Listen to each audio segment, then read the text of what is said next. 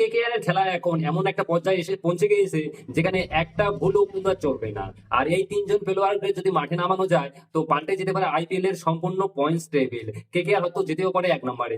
2025-এ KKR এর অবস্থান ভাই খুবই বাজে, যেমন নৌকা ডুবে যাচ্ছে মাঝ নদীতে, ঠিক আছে। তবে তিনজন ঝড় তুলতে পারা খেলোয়াড়কে যদি আমরা মাঠে নামাতে পারি তাহলে কিন্তু এই ডোগা থেকে হয়তো বাড়ি আসতে পারি। এই আইপিএল এ কেকেআর এর খেলার জন্য একটা ভাই নিরামিষ রয়েছে, দলের মধ্যে নেই কোনো মশলা, না আছে কোনো এন্টারটেনমেন্ট, না আছে কোনো স্বাদ।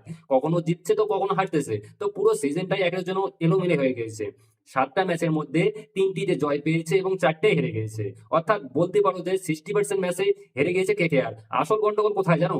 আমার মনে হয় প্লেইং ইলেভেনে কিছু খেলোয়াড় শুধু নামেই রয়ে গিয়েছে, মাঠে কোনো রকম কোনো পারফরমেন্স নেই, ঠিক আছে।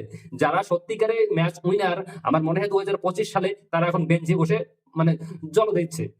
তো এখন আর সময় নেই, যেহেতু হাতে এখন মাঠে নামাতেই হবে, এখন আসল ব্রহ্মাস্ত্র মাঠে নামাতেই হবে, না হলে আর কিন্তু এবার টিমকে কেউ বাঁচাতে পারবে না। তারা কারা এই তিনজন খেলোয়াড়?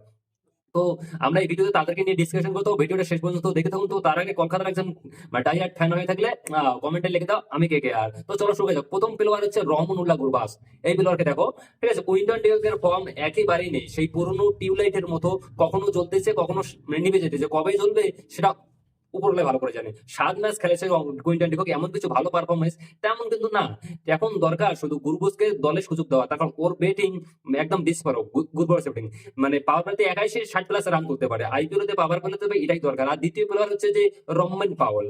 তিনি শুধু একজন খেলোয়াড় নন, তিনি হচ্ছেন একজন ম্যাচ ফিনিশার এবং ওয়েস্ট ইন্ডিজের প্রাক্তন ক্যাপ্টেন। মানে স্পিনারদের একদম পুরো ধুলাই করে দিতে পারে। নিচের মিডল অর্ডারে নেমে 4 ছক্কা মেরে ম্যাচের মোড় ঘুরিয়ে দিতে পারেন রিঙ্কু সিং এর মতো এই রহমান পাওয়েল। এখন কলকাতার ফিনিশার সেকশনে যদি আমরা দেখি তো সে রিঙ্কু সিং, রাসেল, রমনদীপ কেউই কিন্তু ফর্মে নেই। রাসেলকে দেখে মনে হচ্ছে যে তার জন্য ব্যাটারি মানে পুরোপুরি ডাউন হয়ে গেছে, রমনদীপেরও তাই হয়েছে। কিন্তু প্রত্যেকের বাজে পারফরমেন্সের জন্য ভাই কেকেআর যতগুলো ম্যাচ হেরেছে সব মিডল অর্ডারের জন্য, ঠিক আছে। তাই এদেরকে বাদ দিয়ে যেমন মিডল অর্ডার এবং ফিনিশার, তাই রমন পাউলকে আর গুরবাজকে সুযোগ দেওয়া দরকার, ঠিক আছে।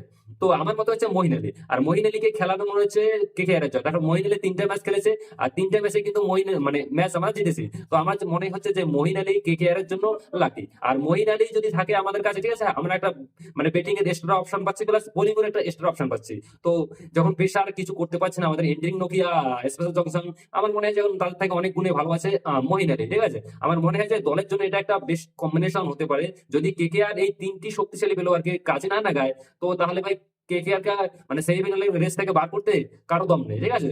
এখনো সময় রয়েছে আমার মনে হয়, হ্যাঁ, কেকেআর কে ফিরিয়ে আনার মতো।